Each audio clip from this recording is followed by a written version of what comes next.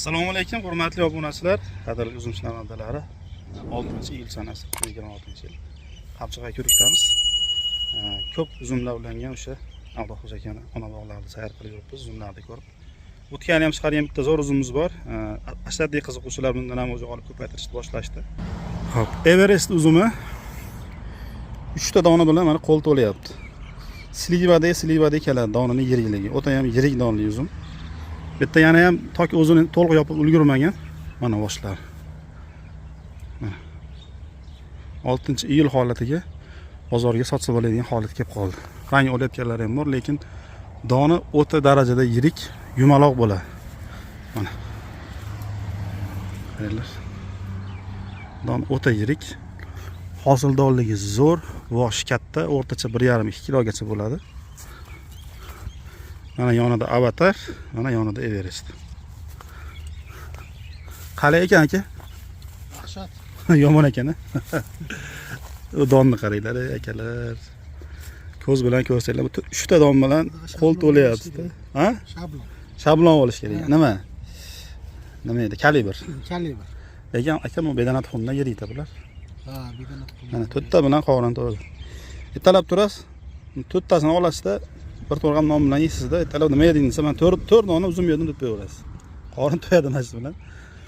Xullas qiziqadigan uzum ko'paytirish kerak bo'lgan bundan bittasi Everest. Doni o'ta yirik, rangi to'q qizil. Urug'li uzum. Menimcha bu ham Ukraina seleksiyasi, bu yerda juda ko'p uzumlar bor. Sizlarga eng yaxshilarini xudo xolasa o'zimizga yoqqanini chiqaryapmiz. Mana bemalol hozir bozorga yopsa, bemalol xaridorni nimasini e'tiborini tortadi. Qani? Yaxshi pishganimda shakarini o'lchab kelaylik. Refraktometr apparatimiz. Bu uzum menimcha hali to'liq pishmagan. Ozgina bo'lsa ham kerak. Mana qolganini yeb ko'raman. Bismillah. Yo, bormaza.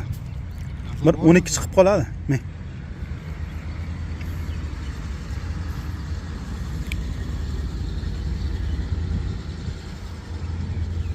O'n 14 chiqdi mazasi. Narigilar bilan bir xil ekan. Zo'r maza hozir 6-iyul sanasiga. Rizamat bilan bemalol bellashiladi. Dona qattiqmi?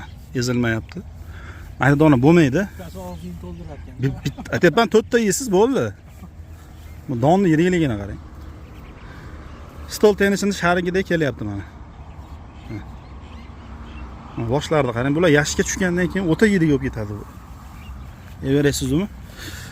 Xo'p, bundan ham ko'chatlar oz miqdorda qilinyapti. Hali yangi sortlar o'ta ommalashgani yo'q, qalamchasi ko'p emas. Mana, xudo xolasa qalamchasiga asosan zakaz olamiz.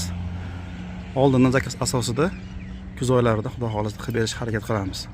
Bunaqa uzumlarda nimasini ertaroq zakaz qilib puli to'lab qo'yilsa, shu bilan band bo'ladi, chunki keyinchalik odamning esidan chiqib qoladi yoki boshqa bo'ladi.